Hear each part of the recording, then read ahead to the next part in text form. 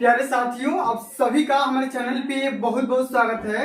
उम्मीद करते हैं कि स्वस्थ होंगे, मस्त होंगे और तैयारी बेहतरीन चल रही होगी। जितने भी विद्यार्थी 2025 बोर्ड परीक्षा में हिंदी का पेपर देने वाले हैं, उनके लिए हिंदी का एक लेटेस्ट वायरल 2025 का मॉडल पेपर लेकर के आ चुका हूँ।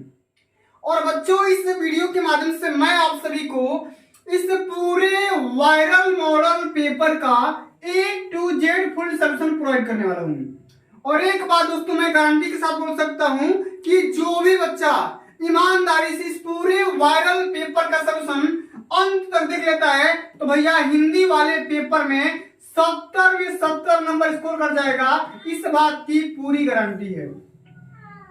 इसलिए आप सभी से हम्बल रिक्वेस्ट है, इस पूरे वीडियो को शुरू से लेकर के एंड तक जरूर देख लेना। वीडियो को लाइक कर देना, शेयर कर देना। चैनल पे नए होंगे तो सब्सक्राइब जरूर करना। आइए बच्चों, बिना टाइम को वेस्ट किए सेशन की शुरुआत करते हैं। और बिल्कुल इसी प्रकार का आप सभी का 2025 हिंदी का पेपर आने वाला है।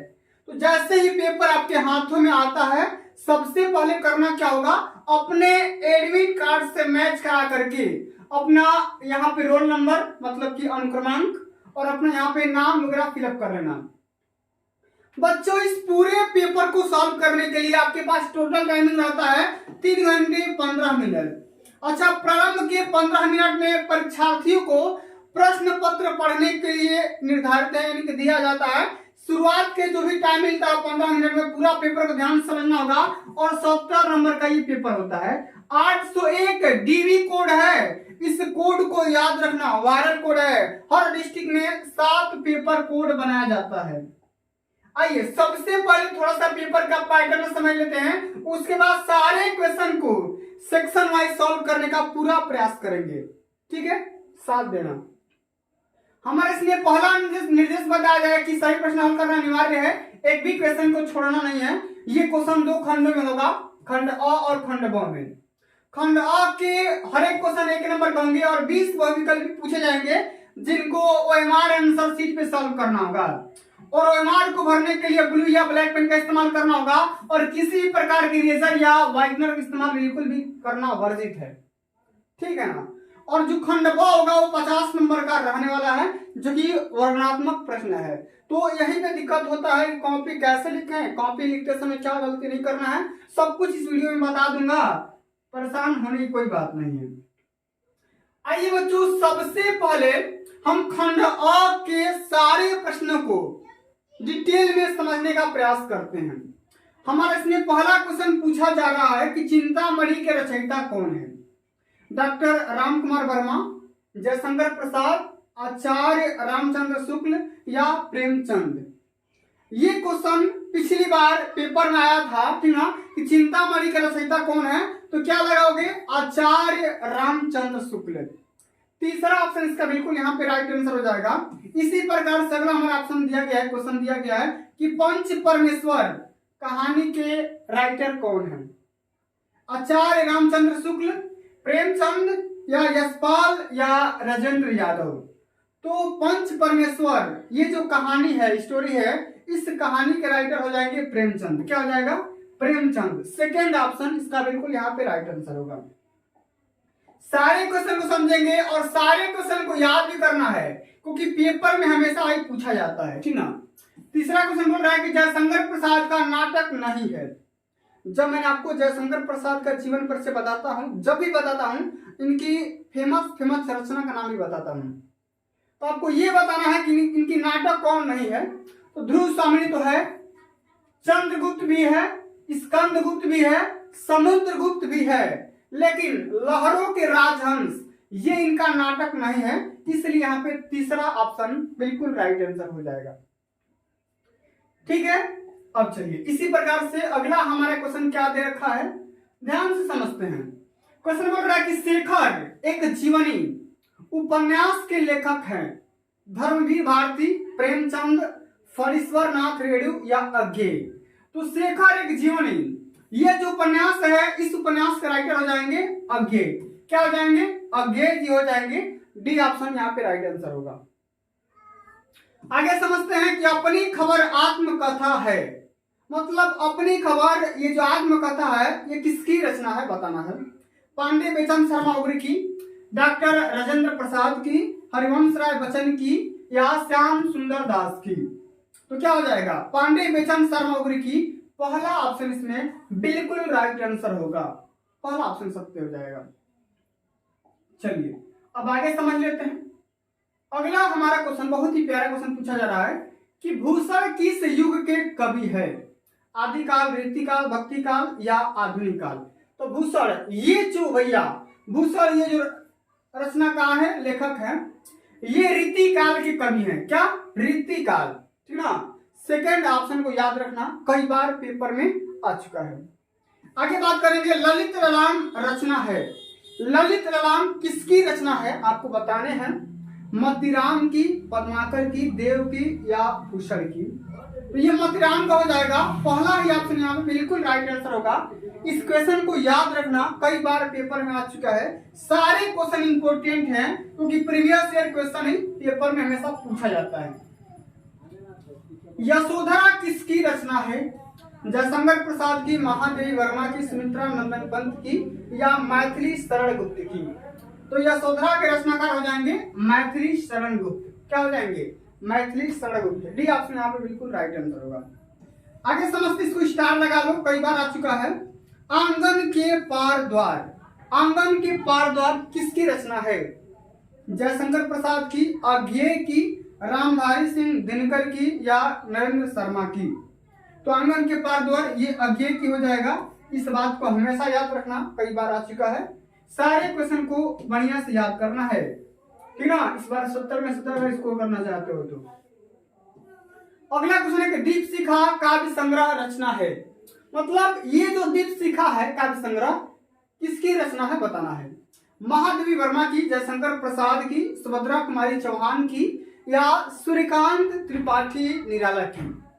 ठीक है ना। तो दीपशिखा के रचनाकार कौन हो जाएंगे, तो महादेवी वर्मा। क्या, महादेवी वर्मा जी हैं, पहला ऑप्शन इसका राइट आंसर होगा।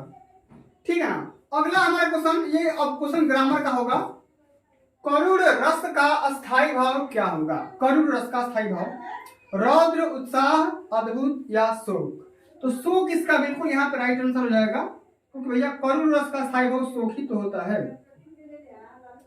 चलिए अगला हमारा जो क्वेश्चन आ रहा है 12 नंबर क्वेश्चन, क्या कह रहा है, जरा ध्यान से समझिएगा कि चरण कमल बंदो हरिराई, चरण कमल बंदो हरिराई उपयुक्त पंक्ति में कौन सा अलंकार है। तो भैया देखिए यहाँ पे भगवान श्री कृष्ण के चरण की बात किया जा रहा है कि भगवान श्री कृष्ण के चरण कमल के समान कोमल है। अब यहाँ पे ये जो चरण है इतना कोमल है जितना कि आपका कमल का फूल होता है। तो यहाँ पे दो वस्तुओं का आपस में कंपेयर किया जा रहा है। अब जब दो वस्तु आपस में कंपेयर किया जाएगा, तुलना किया जाएगा, तब वहां पे रूपक अलंकार होगा। क्या होगा, रूपक अलंकार हो जाएगा। सी ऑप्शन यहाँ पे बिल्कुल राइट आंसर होगा। आगे समझते हैं कि यह सममात्रिक छंद है, इसमें 4 चरण होते हैं और प्रत्येक चरण में 24 मात्राएं होती है। 11 और 13 मात्राओं पर यति मतलब कि विराम होती है। यह लक्षण किस छंद का है, रोला, दोहा, सोरठा या बरवे। तो क्या हो जाएगा, इसका राइट आंसर रोला हो जाएगा। पहला ही ऑप्शन यहाँ पे राइट आंसर होगा। चलिए आगे बढ़ जाते हैं। अगला हमारा क्वेश्चन बोल रहा है कि पर्यावरण शब्द में प्रयुक्त उपसर्ग है, मतलब कि पर्यावरण शब्द में कौन सा उपसर्ग है बताना है, पर्यावरण या प्र या परि। तो देखो ये परि हो जाएगा क्योंकि भैया उपसर्ग क्या होता है, मूल शब्द से पीछे, मूल शब्द के पहले लगा होता है, उसी को तो हम उपसर्ग बोलते हैं। तो क्या हो जाएगा, परि हो जाएगा। क्या हो जाएगा, परि हो जाएगा। इसी प्रकार से पेपर में उपसर्ग भी आता है तो हमेशा प्रत्यय भी पूछा जाता है 1 नंबर का। इस बात को भी हमेशा याद रखना, महानता शब्द में किस प्रत्यय का प्रयोग हुआ है। तो महानता शब्द मूल शब्द के आगे जो शब्द लगेगा एक्स्ट्रा शब्द, उसी को तो प्रत्यय बोलेंगे। तो क्या हो जाएगा, ता हो जाएगा। क्या हो जाएगा, महान प्लस ता हो जाएगा। ठीक है ना। चलिए अब आगे बढ़ जाते हैं। अगला क्वेश्चन क्या कर रहा है कि सुख दुख में कौन सा समास है। सुख दुख में कौन सा समास होगा, द्विगु समास, अव्ययी भाव समास, कर्मधारय समास या द्वंद्व समास। तो जब कोई विपरीत शब्द आपस में, जब कोई विपरीत शब्द आपस में तथा से, और से, व से या एवं से, ठीक है ना, इतने सारे शब्दों के साथ कनेक्ट होते हैं, तब वहां पे द्वंद्व समास होता है। डी ऑप्शन इसका राइट आंसर होगा। क्या? तब वहां पे द्वंद्व समास। सुख और दुख, सुख तथा दुख, सुख व दुख, सुख एवं दुख, इस प्रकार से ये शब्द कनेक्ट होंगे। चलिए अगला हमारा क्वेश्चन है कि निम्नलिखित में से अग्नि का पर्यायवाची नहीं है। अग्नि का पर्यायवाची कौन सा नहीं है? तो आग, अनल, पावक, ज्वाला तो होता ही है, लेकिन अनिल इसका पर्यायवाची नहीं हो जाएगा। यही इसका राइट आंसर होगा, क्योंकि भैया अनिल अग्नि का पर्यायवाची नहीं होता है। ठीक है, चलो अब आगे बढ़ जाए। अगला हमारा क्वेश्चन बोल रहा है अभ्युदय का सही संधि विच्छेद क्या होगा? तो अभी प्लस उदय हो जाएगा, डी ऑप्शन। देख रहे हो ना यहाँ पे, डी ऑप्शन यहाँ पे राइट आंसर होगा। आगे समझ लेते हैं कि मधु शब्द का पंचमी विभक्ति और एक वचन का रूप आपको बताना है। तो मेरे भाई आप सभी को मधु वाले धातु रूप को याद करने पड़ेंगे, तब जाकर के पूरे क्वेश्चन को सॉल्व कर जाओगे, ऐसा नहीं होगा। ठीक है ना? तो ये ऐसे दो अंतिम क्वेश्चन आते हैं ना जिनको याद ही करना होगा। ये हो जाएगा मधुना। क्या हो जाएगा? मधुना हो जाएगा। इसका कोई शॉर्टकट तरीका नहीं है, ट्रिक नहीं है। 20 नंबर क्वेश्चन बोल रहा है पठिष्ठता धातु रूप का वचन एवं पुरुष बताइए। तो इसको भी पट धातु है। कौन सा है? पट धातु है, आपको याद करने होंगे। ठीक है, तो कौन सा वचन है और कौन सा पुरुष है? तो ये हो जाएगा द्विवचन और यहाँ पे मध्यम पुरुष। ठीक है, ये आपको याद करने पड़ेंगे इतना चीज। चलिए अब आगे बढ़ जाते हैं। अगला जो हमारा सेक्शन आता है ना, खंड ब। क्या आता है? खंड ब। अब मेरे प्यारे बच्चों, अगर हम बात करेंगे इस वाले सेक्शन से, तो कुल मिलाकर के 50 नंबर के क्वेश्चन इस सेक्शन से पूछे जाते हैं, वर्णनात्मक प्रश्न। इसी को कॉपी में आपको लिखना होगा और यहीं से बच्चे का मेरिट बनता है। ठीक ना? 20 नंबर तो कोई भी अंदाज से भी कर जाएगा, लेकिन यहाँ पे अंदाज 500-150 नहीं चलता है। इसको भाई सॉल्व करना होगा। अगर आप पढ़े रहोगे तभी सॉल्व कर पाओगे, लेकिन अगर आप बाय द वे नहीं भी पढ़े हो, फिर भी मैं तरीका एक दो बता दे रहा हूँ, आप आसानी से कर जाओगे। यहाँ पे देखो पहला क्वेश्चन बोल रहा है कि निम्नलिखित गद्यांशों में से किसी एक गद्यांश पर आधारित सभी प्रश्नों का आंसर देना है। 6 नंबर का आता है। अब देखो दो गद्यांश आपसे भी से पूछे जाएंगे। ठीक ना? दो गद्यांश, एक तो ये रहा ऊपर वाला अश्वारोही पास आया, मतलब कि ममता वाले चैप्टर से, और यहाँ पे एक और दिखाई दे रहा होगा अजंता की गुफाओं, अजंता वाले चैप्टर से लिया गया है। ठीक है, तो इसमें भी आप सभी को सेम वही क्वेश्चन रहेंगे, इसी पैसेज पर है 3 क्वेश्चन, और इस वाले पैसेज में भी सेम सेम वही वाला प्रोसेस रहता है। पैसेज को ध्यान से पढ़ना है और पढ़ करके इस तीनों क्वेश्चन को सॉल्व करना होगा। ठीक है, तो अश्वारोही पास आया, ममता ने रुक रुक कर कहा कि मैं नहीं जानती वह शहंशाह था या साधारण मुगल, पर एक दिन इसी झोपड़ी के नीचे बढ़ रहा था। ठीक है ना? मैंने सुना था कि वह मेरा घर बनवाने क्या क्या दे चुका था और मैं आजीवन अपनी झोपड़ी के खोदे जाने के डर से भयभीत रही। भगवान ने सुन लिया, मैं आज इसे छोड़ जाती हूँ। अब तुम इसका मकान बनाओ या महल, मैं अपने विचार चिर विश्राम में जाती हूँ। ठीक है, तो कहीं ना कहीं अब आपको याद करना पड़ेगा एक चीज। यहाँ पे देखो ममता तो चैप्टर का नाम दे दिया, कुछ भी थोड़ा सा भी पढ़े होगे तो ममता तो पाठ का नाम हो गया। तो सबसे पहले संदर्भ में 2 बातें लिखी जाती है। एक तो सबसे पहले पाठ का नाम, एक तो भैया पाठ का नाम, उसके बाद से लेखक का नाम। ठीक है ना? तो 2 बातें आपको लिखना होगा, यहीं से 2 नंबर मिल जाएगा। तो पाठ का नाम क्या हो जाएगा? ममता। पाठ का नाम क्या हो जाएगा? अच्छा, ममता वाले चैप्टर को कौन लिखा है? तो जयशंकर प्रसाद।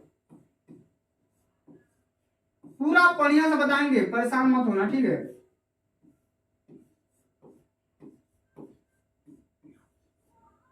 जयशंकर प्रसाद ये हो गया।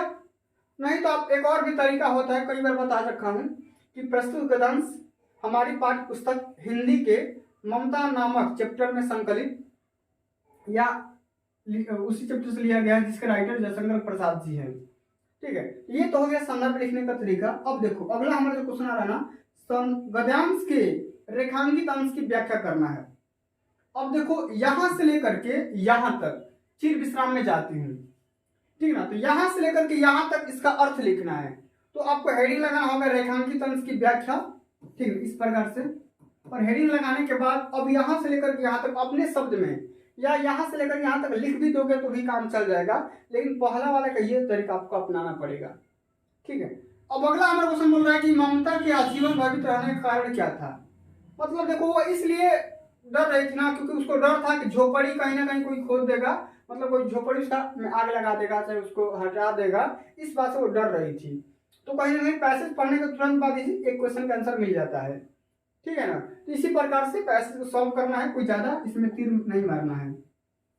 अगर आपको बाई द वे ये पैसेज नहीं आ रहा है तो आप नीचे वाला भी पैसेज सॉल्व कर सकते हो, ये वाला तरीका अथवा करके जो दिया है, कितना जीवन बरस पड़ा है इन दीवारों पर, जैसे फसाने अजायब का भंडार खुला पड़ा हो। कहानी से कहानी बनती चली गई है, बंदरों की कहानी, हाथियों की कहानी, हिरणों की कहानी, कहानी क्रूरता और भय की, दया और त्याग की, जहां बेरहमी है वहीं दया भी समुद्र उमड़ पड़ा है।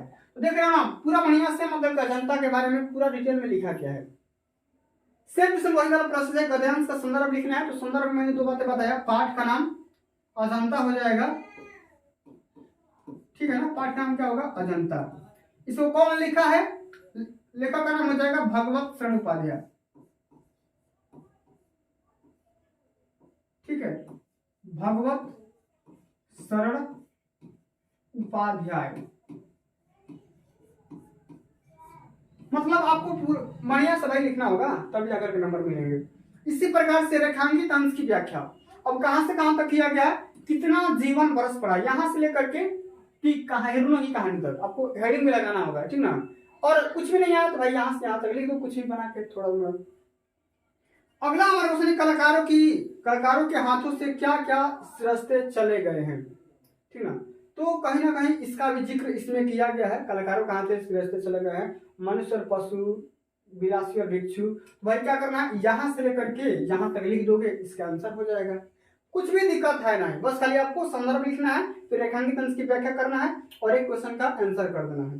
ये तो हो गया गद्यांश। इसी प्रकार से आप सभी के सिलेबस के हिसाब से ही पद्यांश भी पूछा जाता, मतलब कविता। अब कविता के आधार पर क्वेश्चन पूछे जाएंगे। यहाँ पे देखो कविता दिया गया है कि पुरते निकसी रघुवीर बधु धरी धीर दय मग में डग है। ठीक ना। जल की बड़ी भाल कनी जल की पूट सुखी गए मधुराधर गए।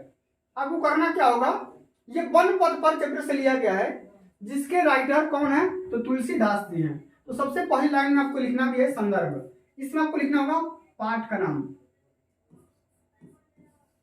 ठीक है, पाठ का नाम, फिर यहाँ पे कवि का नाम। अब जो आपका ये कविता है तो कवि ही तो लिखेंगे, तो पाठ का नाम क्या हो जाएगा, वन पथ पर। ठीक है, जो कि तुलसीदास के द्वारा लिखा गया है। ठीक है, इस प्रकार से लिख देंगे, काम हो जाएगा। अब श्री राम के नेत्रों से आंसू क्यों बहने लगे, पूरा पैसेज पढ़ोगे पूरा समझ में आ जाएगा। देखो, तियकी लखी आतुरता पियकी अखिया अति चारू चली जल जुए। ठीक ना। तो यहाँ से पूरा बढ़िया समझ कर इसको लिखना होगा। और यहाँ पे रेखांकित अंश, इसका आपको क्या करना है, अलंकार बताना है। तो भाई बहुत ही सिंपल सा क्वेश्चन है।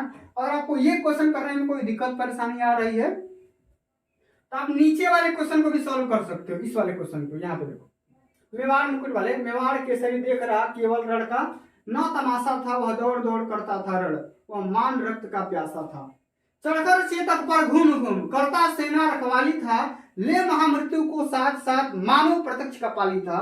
अब करना है कि इसका भी संदर्भ व्याख्या करना है, पूरा बढ़िया से डिटेल में सॉल्व करना है। तो जो मैं तरीका बताते चले आ रहा हूं वही वाला तरीका है, कोई दिक्कत है नहीं।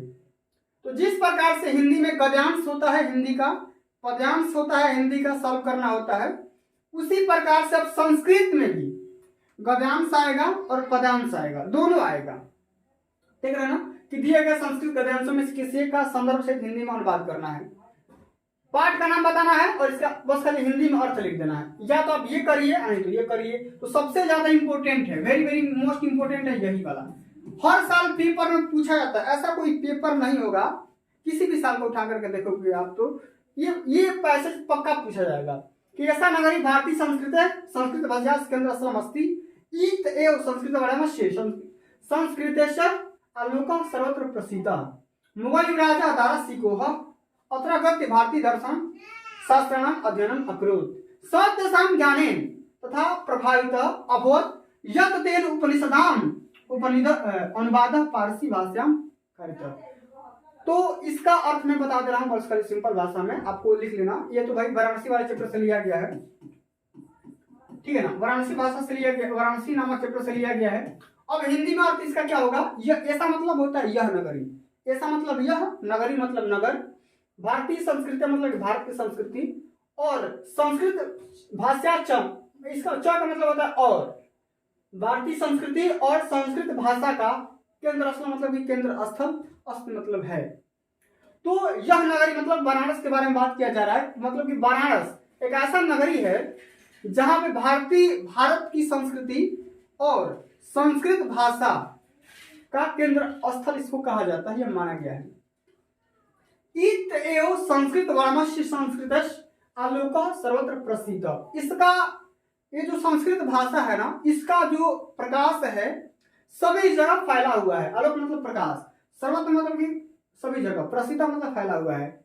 यह जो नगरी है यानी कि हमारी जो भाषा है संस्कृति, इसका प्रकाश सभी जगह फैला हुआ है।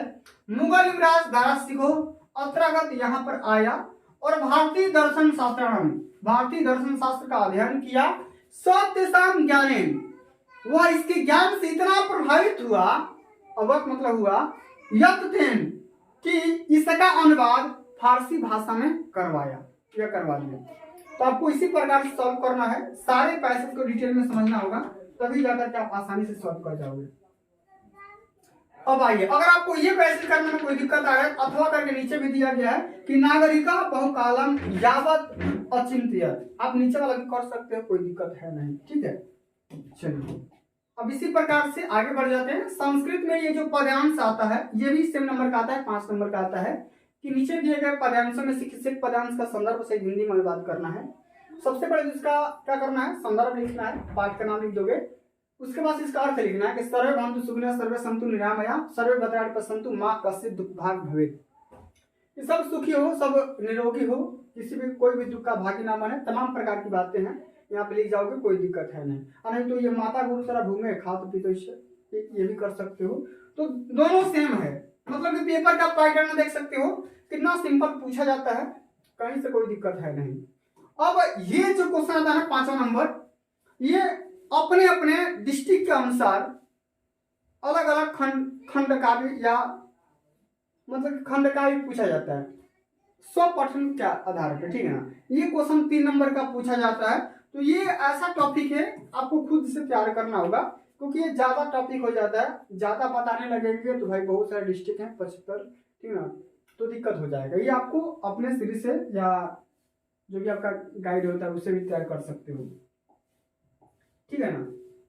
चलिए अब आगे बात करते हैं सबसे इंपॉर्टेंट टॉपिक के बारे में। अगर हम बात करेंगे 6 नंबर कि दिए गए लेखकों में से किसी एक लेखक का जीवन पर से देते हुए इनकी कृतियां का भी नाम लिखना होगा। तो यहाँ पे 3-4 यहाँ पे कवि का लेखक का जीवन पर हमेशा आता है, 3 नंबर में इनका जीवन पर लिखना है, और एक रचना लिख दोगे तो 2 नंबर यहाँ से मिल जाएगा। मतलब कि इनको सबको तैयार कर लेना है। आचार्य रामचंद्र शुक्ल का, डॉक्टर भगवत शरण उपाध्याय का, जयशंकर प्रसाद का, सबका मैंने ऑलरेडी बता रखा है, जाओगे चैनल के प्लेलिस्ट में ओपन करोगे तो सबका मिल जाएगा, कोई कहीं से कोई दिक्कत नहीं होगा। सबका जीवन पर से लिखना होगा, ठीक ना, सबका जीवन पर से याद कर लो, एक ना एक पेपर में पक्का आ जाएगा आपके पेपर में, ठीक है। इसी प्रकार से कभी कभी जीवन पर से आता है, ये भी 5 नंबर का आता है।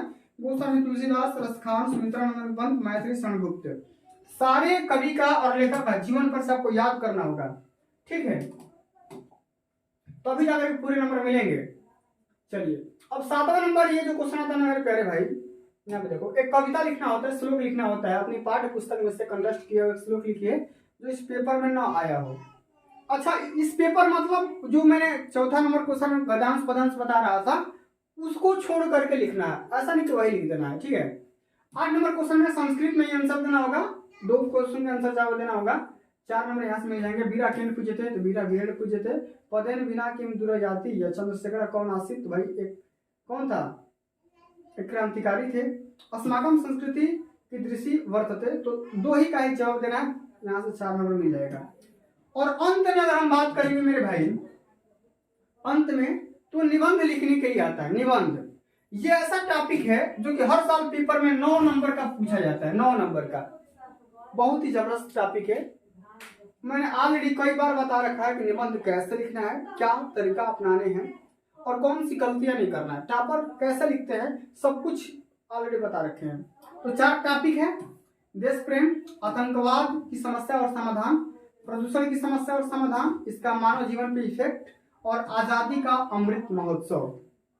तो ये ऐसे टॉपिक हैं जिन पे सभी पे आपको तैयार करके जाने हैं, तभी कोई एक ना एक फंसेगा और एक ना कोई फंसेगा तो आपको लिखने का आइडिया पता हो जाएगा, तो आसानी से लिख जाओगे। ठीक है, तो इसी तरीके से आपका ये जो मॉडल पेपर तैयार किया गया ना, बिल्कुल इसी प्रकार से आपका ओरिजिनल जो पेपर होता है ना बोर्ड एग्जाम का, बिल्कुल इसी प्रकार का आएगा। ये जो आप यहाँ पे देख पा रहे हो, बस खाली कोड याद रखना, 801 DB करके दिया गया है, इस कोड को याद रखना। यह मतलब कि ऐसा पेपर है ना जो हम डिजाइन किए हैं खुद से। ठीक है, इसी पे आधारित आप सभी का भी पेपर आने वाला है, इसको तैयार कर लेना। कहीं से कोई दिक्कत होता है तो कमेंट करके बताना। वीडियो अच्छी लगी हो तो वीडियो को लाइक कर देना, शेयर कर देना और अपने मित्र के पास भी इसको जरूर बताना, भेज देना। ठीक है, तो प्यारे भाई आज के लिए बस इतना ही। जल्द मिलते हैं अगली वीडियो में, तब तक के लिए जय हिंद, जय भारत, वंदे मातरम।